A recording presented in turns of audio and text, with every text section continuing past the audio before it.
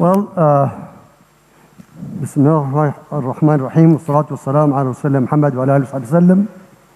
Honorable ladies, gentlemen, good morning, assalamu alaikum wa rahmatullahi wa barakatuh. Of course, my speech will be different completely as per the PMI requirements, but I have to talk about sustainability and also maybe some kind of effects of sustainability into the economy is one of the three pillars of sustainability. But generally speaking, it's a very general presentation. Well, let's go through it. Let's see what is UAE doing regarding sustainability in the three pillars of it, which is sustainability in economy, in environment, and in the society. So let's start. You know, I always keep telling people, make it short when you talk about me. It doesn't make any sense to say something and you don't remember except one. When you say 3, you remember 3. When you say 10, you remember 1. So it's better to... Anyway, Mr. President, Mr. Adil Sultan, and the guests, again, I say good morning. Actually, if you look at... These are my 3 or 4 signature slides I have. I can't go without them. Otherwise, I'll not be successful if I don't talk about these 4. And as you can see anywhere I go, these are main topics. When you talk about human capital, and human capital is, I think, the basis and the foundation of any advanced society. And if you don't take care of that human capital, no way that society will continue to develop and progress towards the goals that's been set by the leadership. So, why do we talk about human capital? If you look at it carefully, we all of us, we serve at the end people.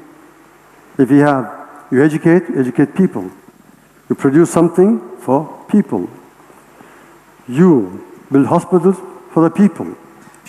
Any service are done is actually done for the people. If you don't take care of that human capital, you will not be successful. And that's the reason it's very important to look at human capital and how we can make sure that this human capital is built accordingly and according to the visions required. Well, a true leader said that we have succeeded with our faith in God and this nation to overcome many environmental and climate difficulties. We have defeated desertification, greened the land, preserved wildlife, and issued the laws and regulations needed to protect our environment.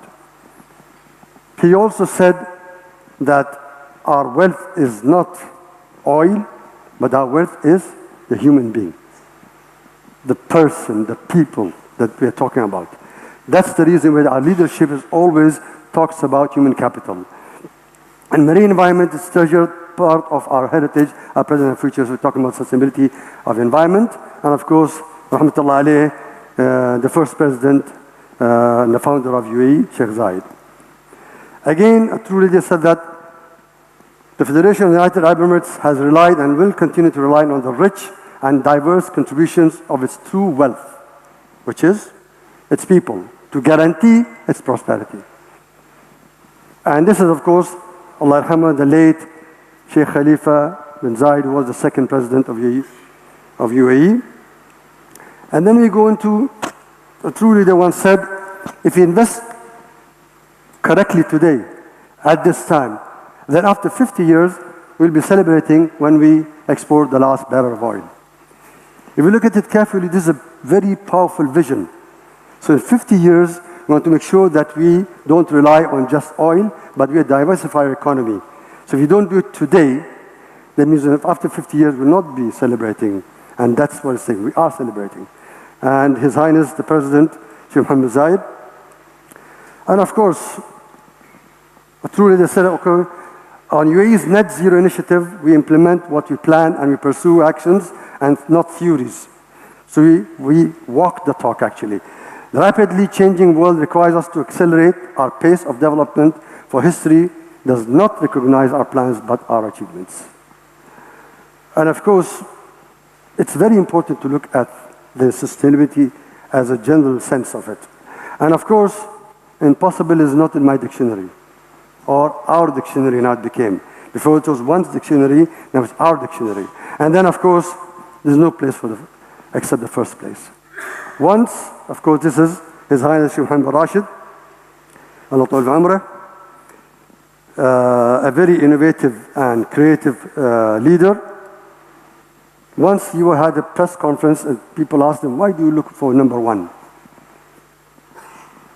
He said, I'll give you an example. Who was the first one to land on the moon? They said, Neil Armstrong. Who was the second? Nobody answered. He said, I rest my case. So this is the vision of our leaders, where to go, what to do to make sure that we are continuously improving, continuously sustaining our economy and the environment and the society as large. Now, what is the post-oil strategic vision? To achieve a long-term, innovative, sustainable, prosperous, and productive lifestyle after oil for years and generations. This means that it's the same idea behind His Highness Sheikh Mohammed resides. After 50 years, we'll be celebrating, right? But of course, these have requirements. These have requirements. What is the requirement? First of all, it's quality of education, and quality and only quality. Why is that the case? The two pillars of any society which is progressive and developed is education and health. We need to take care of it. So, if you don't have quality education, you're not one of those top societies of the world. And second, research and business development.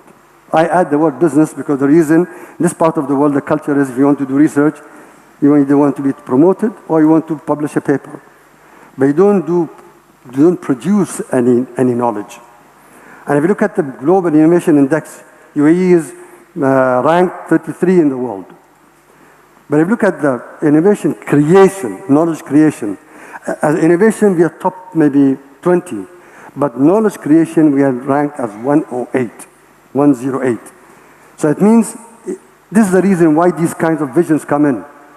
You have to make sure to produce, and this is the reason I think if we do research as a basic research, as applied research, third one, to make business out of it, commercialize your thing. And this is something which is missing. And of course, we need to take care of incubation, innovation, entrepreneurship.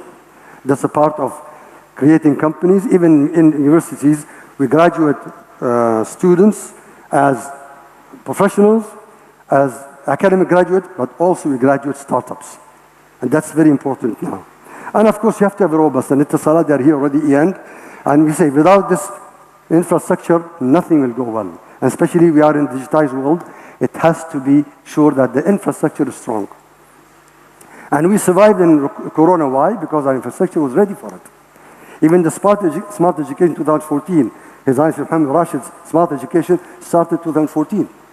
So we were ready to actually confront the Corona. We did it well, by the way. Why am I giving you all this? What's the reason for it? At the end, we want made in UAE globally. So this is my motto since 2005, that we need to make sure that we make it in UAE and sell it globally. It's not just selling it here. You need to sell it abroad so they can continuously develop your economy. This is my vision, of course. Now, for the three, I already talked about it: environmental sustainability, social sustainability, and economic sustainability. Let's go ahead and say technology is the enabler. It's nothing but enabler. When you talk about technology and education, online learning, it's only about enabling the technology to teach and to learn, but not just to have it for fun. Yeah, technology is what we need to look at, but we need to look at as a tool and not as a goal. I thought Dubai economic agenda, I'll not go through it. It's doubling the size of Dubai and so on, launching Dubai's plan for green and sustainable and so on, and launching Dubai's future economic corridors. And I'll talk about something like that later. Launching a scale-up program for 30 companies to become unicorns. So now our goal is to have 30 companies in 2033. And of course, integrating 65,000 young Emiratis. We have the problem of the private sector. They don't employ Emiratis. That's why now NAFIS came into being to help the private sector to employ Emiratis who are able to work. That's why we're first developing them before we go into the business. And so on. We are looking at Dubai traders and launching Dubai's unified license, everything, and so on. It goes on. I don't want to continue with it, but we are also very much sensitive to the global environment and the climate change. Climate change is something which is really bothering all of us, that maybe in the future, in 100 years, lots of cities could vanish by sinking in that high rising of level of water or seas. And of course, Mohammed bin Rashid Global Initiative, which is one of the best initiatives ever in the world, because it looks at communities that are poor, it builds hospitals, builds schools, trains teachers, provides books for them to learn so that they build the basis of the society, and then what they put over it, and provide and support entrepreneurship. That means we are not trying to give them fish, but we're trying to teach them how to fish. So we are not giving money, but we are building societies.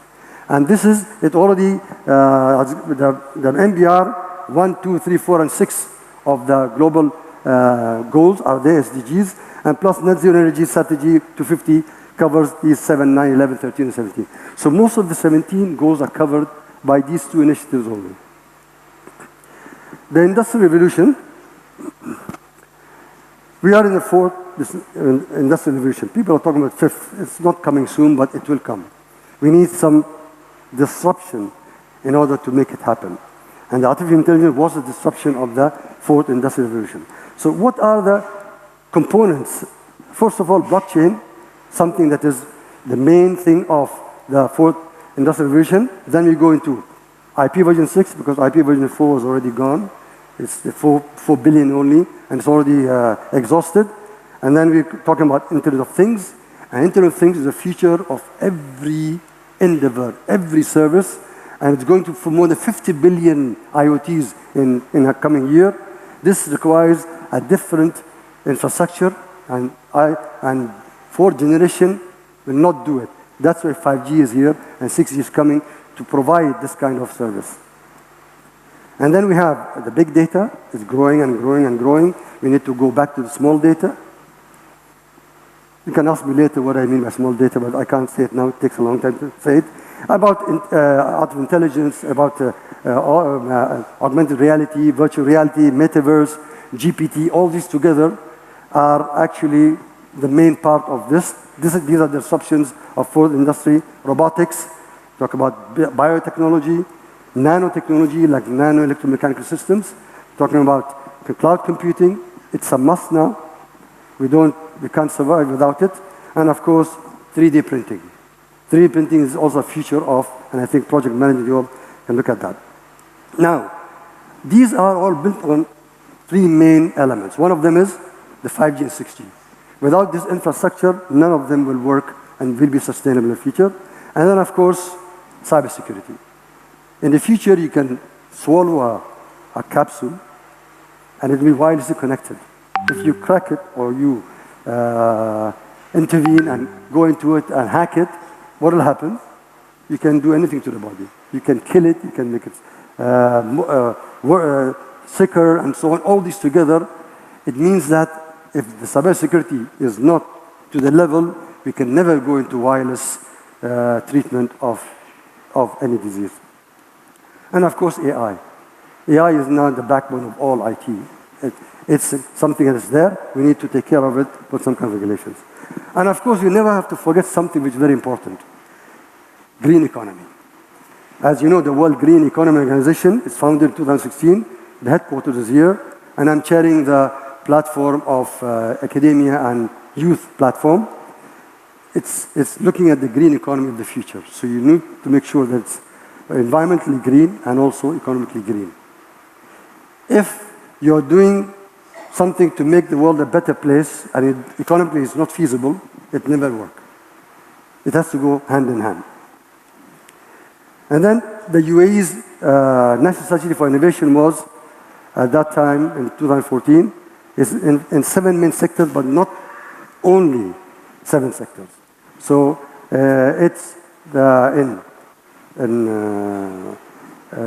transportation, in health, in education, in water resources, renewable energy, technology, and space and technology. So these are 7 sectors, not limited to what we are looking at for the future of innovation in the country. I need to show you this because this is one of those things that you can see why we needed that 2014 strategy for innovation. This is one of the best projects in Dubai, and lots of things are happening. I'll talk about them when you see it.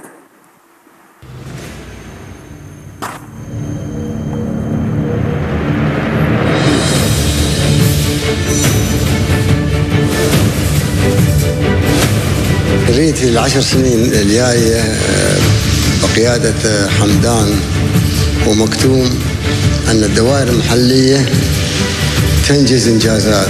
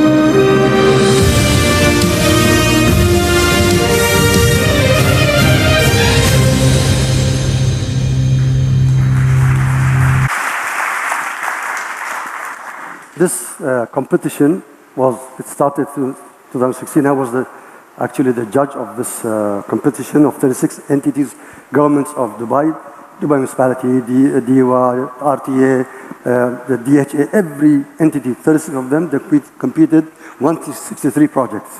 And out of them, all were successful projects. But only 26 were the 10x we are talking about. We want to be ahead of the world by 10 times. Either 10 times bigger, 10 times sooner, or 10 times smaller as it goes on. So this was the main object. One of them is, you know, that airport corridor. 3/4 of project is finished. That's one of the projects. The taxi, flying taxi, that's another project. The 30-second response of Dubai civil defense. All these were part of these kinds of things, and also the genome. They were projects that will make Dubai ahead of the world, by the way. And they're continuously doing it. So this is, I like to show that technology is important to deal with whatever kind of problems or any kind of problem you have to solve. Now, if you look at timeline for UAE's climate action. You see, it has to go. This should be a process. There should be a management system of that project which is there to continue doing it to reach where we reach today. In 1989, we ratified the Vienna Convention for protection of the ozone. And in 1995, we joined the United Nations, which is UNFCCC. And then 15, we joined the Paris Agreement. I think it should be 5. It should be the other way. 5, we ratified the Kyoto. 29, we had IRENA, and 15, we joined the Paris. I'll be talking a little bit about the Paris Agreement because that is where we excelled. And then organized the Abu Dhabi climate meeting, and of course we organized the regional climate dialogue, participated in the leaders, and so on, announced a bid for COP28, and of course we already hosted COP28. So this was the main thing of where we were and where we became. Now we're leading the world. In COP28, we proved to the world that we are here to compete and cooperate. I call it competition. So you need to cooperate and compete at the same time. We UAE, we don't look for ourselves only. It has to be a win-win situation with us and the world. And this is why we work on these all. So if you look at the Paris Agreement, they say they want to make sure that the limit of temperature rise should be 1.5 degrees in the coming 100 years, to make sure that that happens, doesn't go more than that. And then there were also agreement that nationally determined contributions. We contribute every nation. What is it that we need to do that contribute to the 1.5 degree? But what they're asking now, the NDC should go more than what it's business as usual, BAU.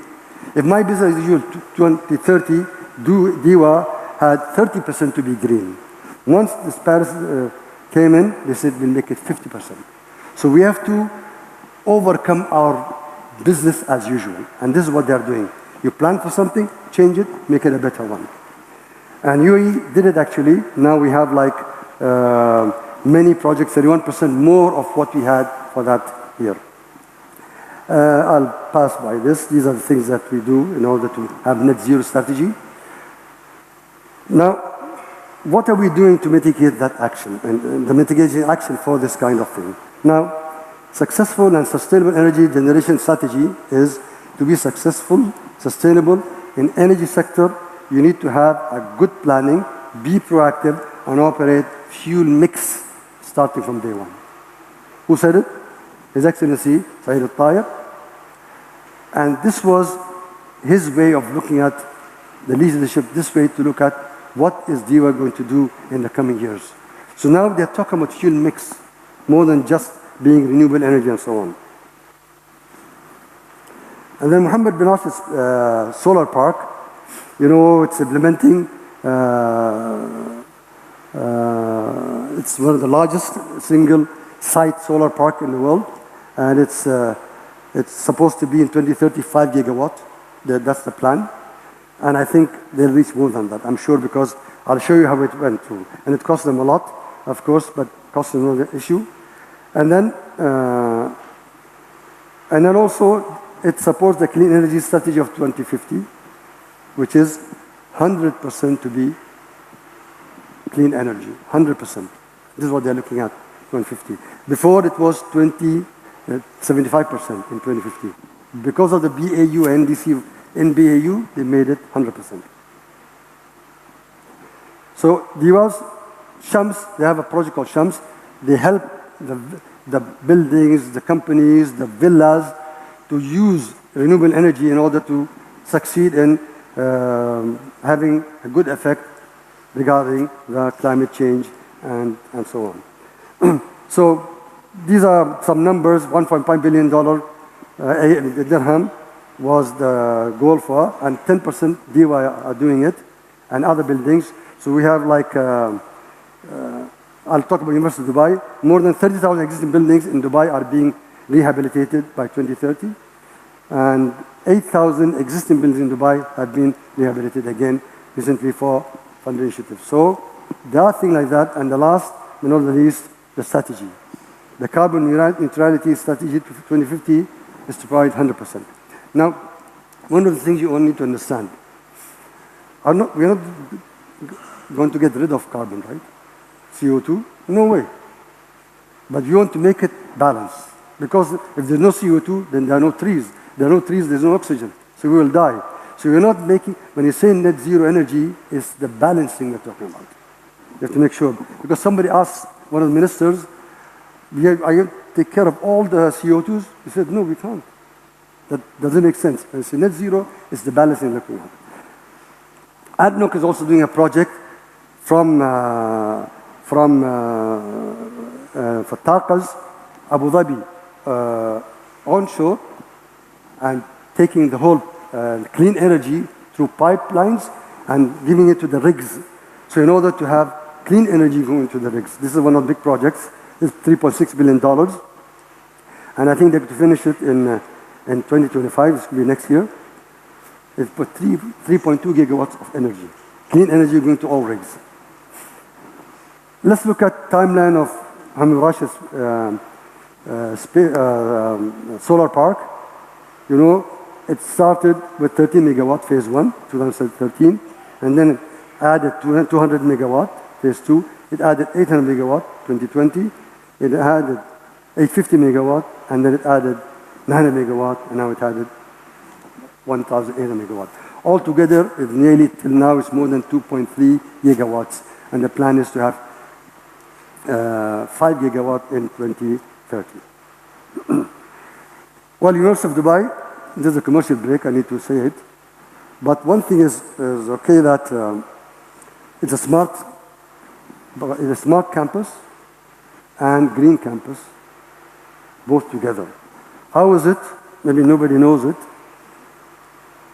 First of all, we have Dubai Business School, we have College of Law, we have College of Engineering and IT, we have Center of Executive Development, which is training, and then we have Hamid Rashid Space Center research. We have a big research center doing all the research for the space. We also have the Entrepreneurship Innovation Free Zone, which was the decree of Sheikh Mohammed in his 50th charter, 6th article. He talked about this, all universities to have this kind of free zone. And then we have Dubai Electronic Security Center, again research center. We are still serving them. We have a DIWA lab. We have Huawei lab and academy. And then we have a scenario lab for Center for Future Studies. This is very interesting. I think we're the only university in the country that we have a scenario lab. Scenario lab is studying the future by creating all those scenarios in order to be ready when it comes. Like what happened to COVID, if we had done that scenario, we had already a vaccine before it came. This is what we are looking at. And now we're looking at, let's say, in 50 to 100 years, the level of water goes up of seas by 1 meter, then Dubai and Abu Dhabi and Sharjah will all sink, right? So this is one scenario. What do we need to do? We can close the Hormuz Strait and use the Panama Canal concept to one coming from higher level, the ships, and then they go down to the level. So the level of Arabian Gulf will stay as it is. It will not go up because of this. This is one of the scenarios we're talking about. And there are many scenarios. So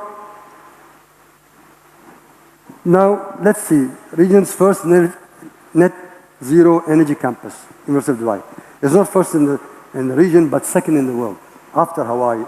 Hawaii was the first. We have the second in the world to have net zero energy campus. We started feasibility 2016. Project was started 2018, and 2019 finished. It was ready, the solar park, and we received LEED net zero certificate in 2020. You see, the capacity of that solar farm is 1.7 megawatt. We have also parking coverings, so altogether becomes 2 megawatt. And then the percentage of university electricity offset by solar is 100%. Expected internal rate of return, 23% per year. So expected payback 5 years. So we're talking about clean energy, we're talking about economically feasible. And then expected savings during first year, 1.2, saving 34,000 liters of water per month. And then in 2024, for 20 years later, energy cost in UD will be zero and carbon footprint will be zero. One of the things I like to say also is that we don't have batteries for night. And if you don't have batteries, how can you get energy from sun when there's no sun? Actually, our generation of electricity, it's more than required. So we're feeding into the grid, DIWA grid, and at night they return back to us. So even we are environmentally friendly. So no batteries, dry cleaning, and zero carbon footprint, and zero cost. This is where we are planning to be, and we hope that all of the companies do it because it is economically feasible. The initial cost is high, but it's feasible. So this is the zero we have. And Lester Thorough, he's from MIT, he has a book called Fortune Favors the Bold. So it actually is true, the future favors the bold. And I said the future is what our imagination leads us to, and the future is what we create now. And of course, the imagination future of the future is limitless. Thank you very much.